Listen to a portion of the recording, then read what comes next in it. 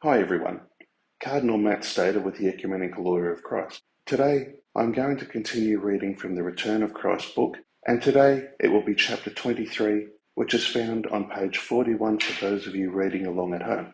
If you aren't reading along but would like to, the book is available on Amazon. As I said, we're reading from chapter 23, so let's get into it, shall we? The chapter is entitled Lord RayEl versus Claude RayEl.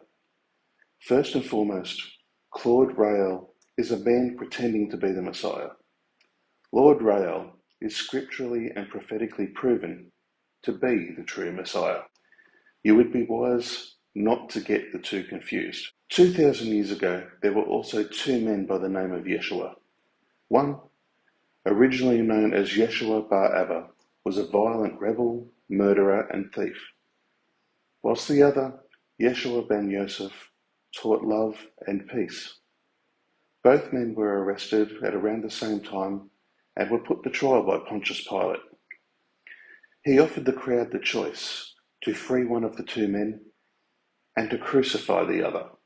The Jewish people chose to set the murderous, thieving, false Messiah free and to condemn the true Messiah to a slow death by crucifixion. Most modern Bibles have removed the Yeshua from Bar Abba out of reference for the Lord, but the name can still be found in the original Greek texts. Claude's mother, Colette Michel, has been quoted by Religion News blog as saying, "Claude has always been weird, but this cloning thing is just plain evil. And also, what he is doing now is vile. I have not seen him in 10 years, and I'll be happy if I never see him again." Claude's ex-wife, Marie Paul, says, "I thought I had married a fairly ordinary, if slightly egotistical man, not a freak. At first I believed that Claude really thought what he was saying was true, but over the years I began to think the whole Raëlian movement was a trick to have more sex and to satisfy the enormous ego and need to be worshipped that he always had."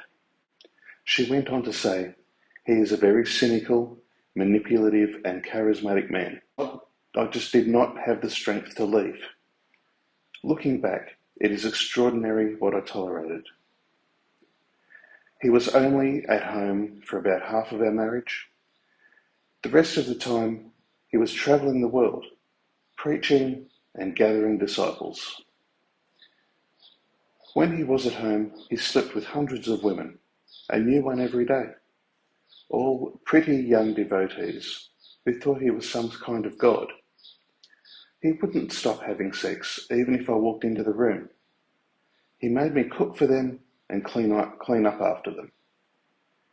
And finally she said, "I never attended sect meetings and never believed in his mad ideas, but found myself sucked into his lifestyle nonetheless."